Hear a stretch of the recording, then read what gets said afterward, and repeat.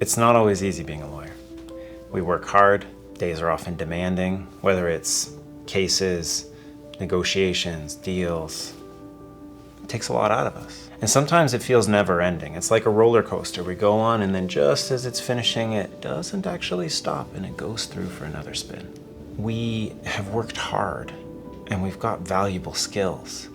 And yet sometimes it can feel like something's off. I was a lawyer for almost 12 years. So I've seen a lot of different types of law. And for me at least, I wasn't that happy in it. I dealt with anxiety, depression, burnout, and just that lingering sense that something was off. But I knew other lawyers who were happy. What did they have going for them that I didn't? Was the problem with me? Were they passionate about the law? Was that the secret? In part, it was these reflections that inspired the Happy Lawyer Project. I wanted to know what were the happy lawyers doing and thinking that the unhappy ones, including myself, that the unhappy ones were not. So I started interviewing lawyers. I spoke with happy ones, I spoke with miserable ones, and I spoke with all sorts in between. I was looking for patterns to try and figure out what they were doing that they weren't. Try to figure out how we can move the needle. I spoke with over 100 lawyers, right? The interviews were over an hour long for the most part.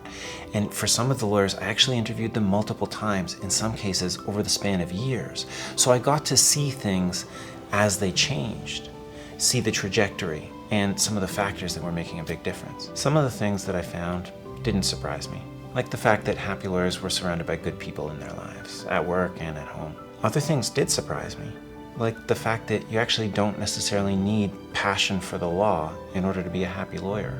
Some of the things I resisted, like the importance of being compassionate towards yourself. Personally, I always pushed myself hard. I rode myself as a way to try to ensure success. It turns out that the happy lawyers had this thing that I call self-compassion. Part of that is the kindness, and another part is perspective. I'll put it in the words of one of the people I interviewed, who said, "I'm saving PDFs, not lives." I've been to a ton of sessions. Many of them were mediocre.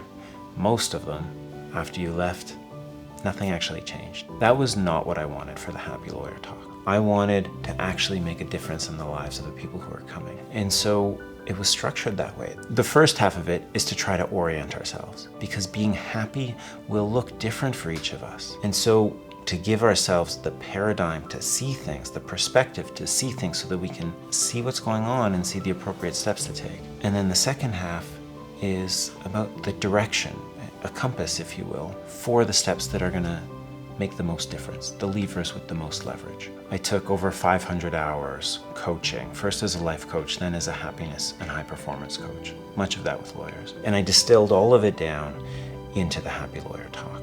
So what actually makes the action different is when the self-awareness informs it.